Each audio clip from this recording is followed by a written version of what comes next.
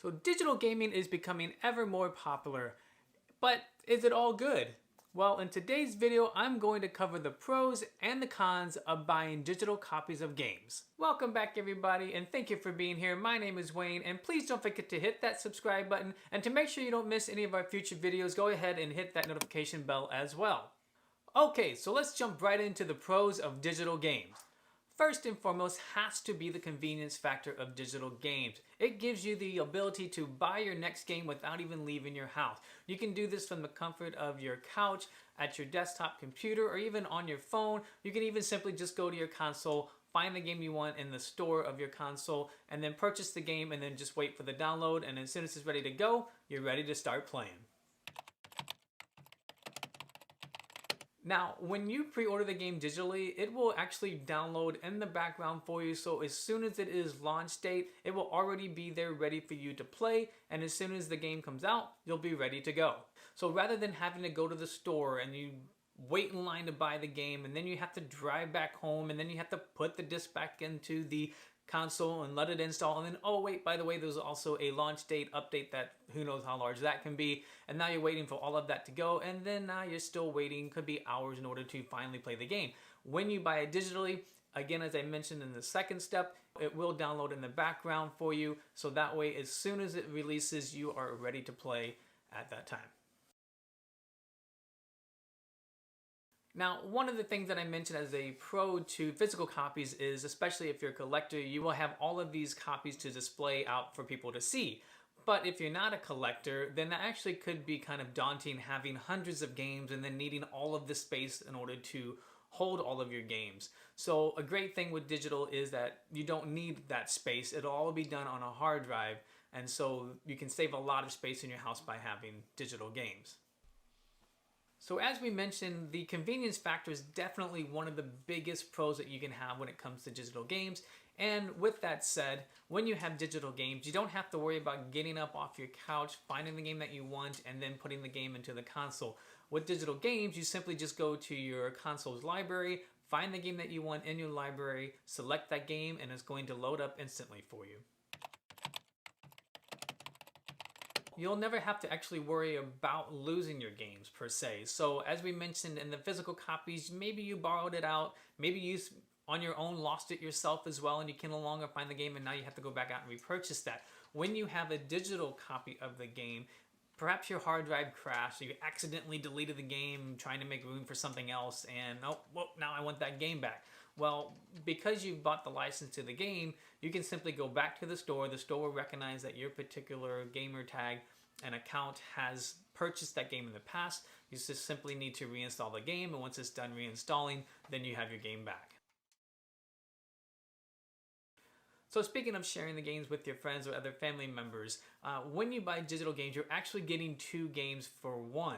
So what I mean by that is, for instance, my son and I, if I buy a game on my Xbox or my account, and I want to share it with my son, we just simply set up the family share on our different consoles, and any game that I've purchased digitally will be able to be installed on his Xbox, and then he can play the same game.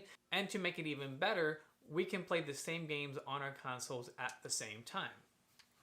As well, if you wanted to play your games at maybe your friend's house and he or she doesn't actually have the game that you both want to play, but you own it, you can simply log into your account on that console, and then you can go to the store, find the game that you own, and then download the game and install it on that console. And then once you leave, if you delete the account off of that console, then the access to that game will no longer exist though. And before we move on to the cons of having digital games, I would love to know how many digital games you guys actually own. So leave us a comment below with the number that you have, and I would love to hear from you guys. Okay, so one of the most obvious cons to having digital games is going to be your hard drive space. Because games are pretty large in file size, you will most likely need to go ahead and buy an external hard drive, which obviously is an additional expense, but if it's something that you can handle buying and you're going to have a lot of games, then you're definitely going to need an external hard drive. However, if you don't have the money right now or if you just don't want to buy an external hard drive, The other option would be just to unfortunately delete different games, maybe some games that you don't even play, so it's not really that big of a deal, but you will be forced to eventually decide what games you want to delete if you want to install a new game that comes out. So now one thing that we do need to clarify is the fact that when you buy a digital game, you do not actually own the game. You are only buying the rights through a license to have the game. So as I mentioned, if you delete the game by accident and you want to go get it again, the reason that Sony or Xbox knows that you own the game is because they can find the fact that you own the license to, or the rights to have access to that game. So as you can see here in the Sony disclaimer, it specifically states that you only have the rights or the license to the game. Now something else to keep in mind is that while you can play the games in an offline mode, so maybe you don't have access to the internet, or maybe your internet company's internet is down, right? And now you want to play some games while you have some downtime. Well, you can still play these games in an offline mode, but you want to make sure that you are signed into the account that actually owns the game, and then that way the game will recognize that you have the license and access to the game. Let's say that you're tired of playing a game, you're like, you know what, I'd like to recoup a little bit of the money that I spent on buying this game, and so you're like, I'll go take it to GameStop, or I'll go trade, sell it on eBay, or maybe on Amazon or something, and like, I'll just recoup a little bit of the money that I spent on that. Well, guess what? Denied.